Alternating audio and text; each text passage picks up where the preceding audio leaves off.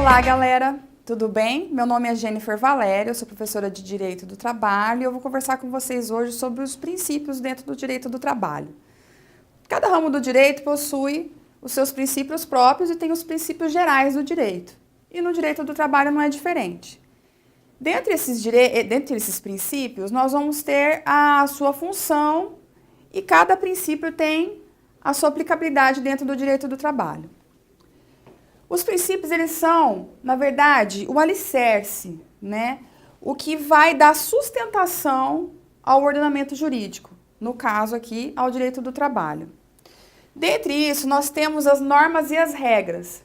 As normas, elas são proposições, elas determinam comportamentos dentro do direito, dentro das leis trabalhistas. E as regras, elas impõem ou permitem comportamentos, ou impõem obrigações também dentro do ordenamento. A função dos princípios, nós teremos três: informadora, normativa e imperativa. Informadora, o princípio ele vem a inspirar, ele vem fundamentar para poder elaborar as leis ou para poder determinar um certo comportamento. Na função normativa, ele vem complementar lacunas da lei. Por exemplo, tem uma lei que não está prevendo exatamente aquele direito específico. Então, você pode usar o princípio para poder preencher essa lacuna de omissão da lei. Imperativa, ele vai auxiliar na interpretação da lei. A hora que você estiver lendo uma norma ou uma regra, você vai estar usando o princípio para poder te auxiliar nessa interpretação. Dentre os princípios gerais do direito, que se aplicam ao direito do trabalho, nós vamos ter alguns que eu destaquei aqui, que são os principais. Ignorância ao direito. Alegar que você não conhece a lei para poder praticar um ato. Isso não existe. A pessoa ela não pode alegar que não conhece a lei. Todos conhecemos a lei. Isso está no artigo 3º da Lei de Introdução das Normas de Direito Brasileiro.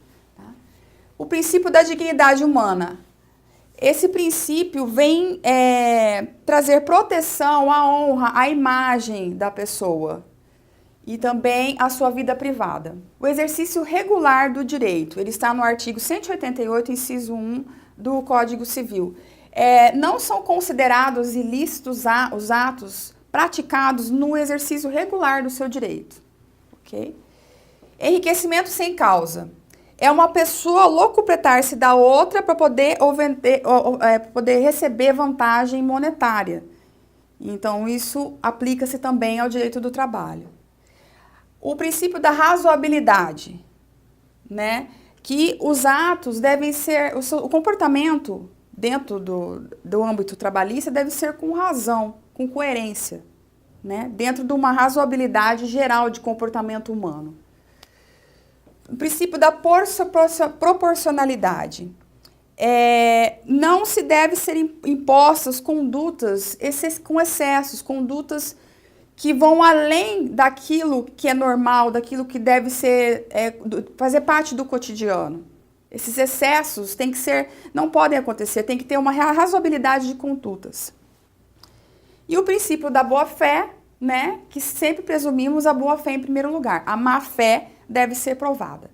Se você tem um comportamento, você nunca deve achar, em primeiro lugar, que aquilo vem de uma má-fé. Sempre tem que partir pela boa-fé e a má-fé é que deve ser provada. Dentre os princípios do direito do trabalho, os principais, nós teremos o princípio da proteção. Por que desse princípio? O empregador, ele é hierarquicamente superior ao empregado. Tem uma diferença, né? O empregado, ele é mais frágil em relação ao empregador. Então, no princípio da proteção, o empregado vai estar protegido diante dessa hierarquia. Princípio da norma mais favorável. No artigo 7º da Constituição Federal, está garantido esse princípio. O que acontece? Se você tem, num caso específico, em relação ao trabalhador, duas normas que falam sobre a mesma coisa, sempre vai ser aplicada a norma que seja mais favorável ao ao empregado. Princípio do indúbio pró-operário. Tem aquele princípio do direito penal que nós conhecemos, que é famoso, que é indúbio pro réu, na dúvida decidirá a favor do réu, né? O princípio pro operário tem a mesma linha, na dúvida, né, será aplicada o que for melhor para o empregado, que vai beneficiar o empregado. Princípio da condição mais benéfica.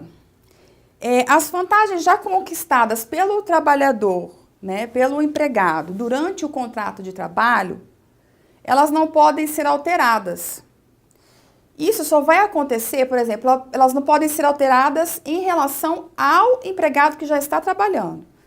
Mas se houver, por exemplo, uma convenção coletiva estabelecida que mude uma norma, isso será aplicado somente ao trabalhador que firmar contrato de trabalho entre a empresa após a alteração, a revogação dessa norma. Princípio da irrenunciabilidade dos direitos do trabalho. Bom, o trabalhador, ele não pode dispor desse direito, ele é indisponível. Os direitos do trabalhador são garantidos constitucionalmente. Então, o que acontece? Não adianta o empregador querer dizer, não, você não vai fazer, eu vou fazer um acordo, eu não vou te pagar 13º porque eu vou te pagar um salário maior. Fazer um acordo assim de que o empregado vai renunciar a algum direito. Isso não existe. Mesmo que o empregado aceite e renuncie, assine um papel dizendo, não quero receber o meu 13º. Isso não existe. Os direitos do trabalhador são irrenunciáveis. O princípio da continuidade do direito do trabalho. O que acontece? Isso é em relação ao contrato de trabalho. Presume-se sempre que o contrato de trabalho é por tempo indeterminado. O ônus da prova de provar que esse trabalho é por tempo determinado ou que esse contrato de trabalho não existe mais é do empregador. Então, não tendo nenhuma prova de que aquele contrato de trabalho foi encerrado, que aquele contrato de trabalho foi feito por tempo determinado e já terminou, presume-se que o contrato de trabalho, naquele caso em específico, é um contrato de trabalho por tempo indeterminado. Princípio da primazia da realidade. O que acontece? Isso vai falar sobre os fatos e as formas, né? Você tem, por exemplo, documentos que dizem ali, com assinatura, que o empregado não realizava hora extra, por exemplo. Só que, na verdade real, o empregado realizava hora extra. Os fatos são contrários aos documentos e mostram que, na verdade, o que acontecia é que o empregado fazia hora extra.